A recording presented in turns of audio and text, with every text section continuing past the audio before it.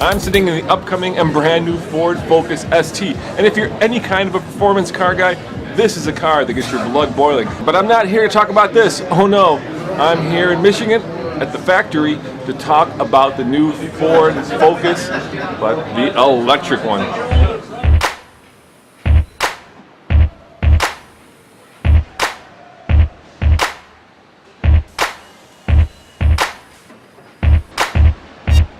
Way back in the day, as I'm sure you know, Henry Ford invented the assembly line.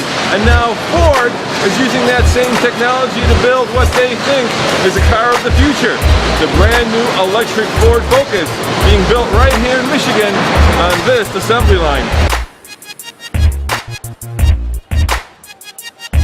Horsepower is 107 kilowatt, the torque is 250 Newton.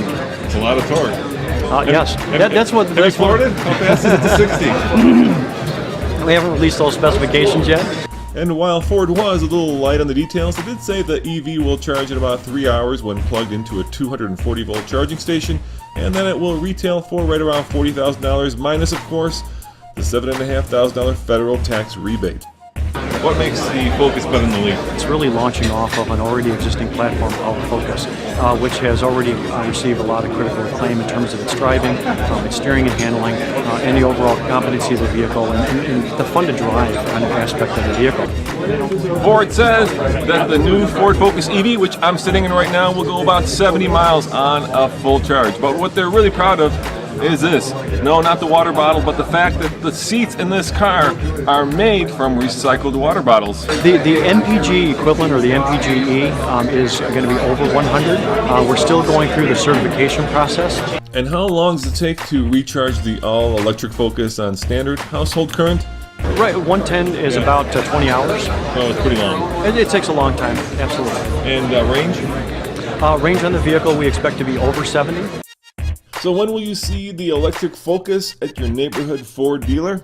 And the ramp up of the vehicles, as we previously announced, is going into a number of key markets. In this case, we'll start out in the California region as well as over into New York. And then we'll expand to the 19-city, essentially expansion, and then it'll go broader over time next year. So the obvious question is, are electric cars the future, or will we be burning fossil fuels for years to come? So far, Ford has only built about 100 electric cars at this plant, but they plan to ramp up production next year. So, time will tell.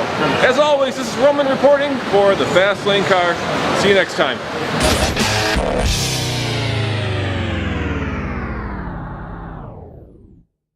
So one of the things that we installed into this vehicle was what we call butterflies, and it's around overall range surplus. So if you think about your destination, if you're going to drive from here to your place home and it's 10 miles and you put your destination in and it's 10 miles, at a glance, as you're driving home, you'll be able to quickly see by the number of butterflies that are on the screen how much additional surplus you have over and above your ability to be able to get home. So if it's plus 10, you have 10 butterflies on there, you would actually have 10 more miles of range available to you beyond your destination.